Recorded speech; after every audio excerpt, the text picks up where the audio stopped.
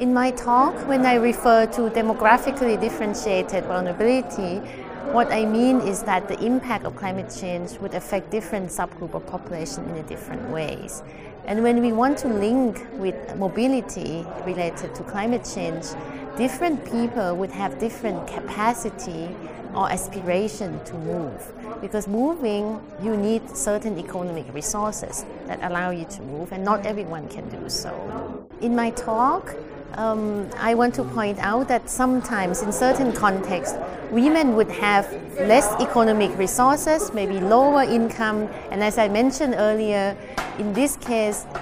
they may not be able to move even though they want to use migration as an adaptation strategy because they don't have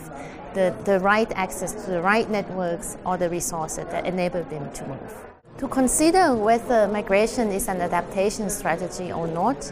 I think it's useful to distinguish between the type of migration that we're talking about. So between voluntary migration and involuntary migration. When we talk about involuntary migration, we can call it forced migration as well, when people experience certain events such as sudden onset events like floods and storms, and that force them to move out of the place of residence, in this case it can't be considered as an adaptation strategy. But when we talk about the slow onset events such as drought, for instance, when the household experience drought for many years, they may think that they can use migration such as sending one member of the family to work in the city, for instance, to diversify their income, and in this case it can indeed be an adaptation strategy.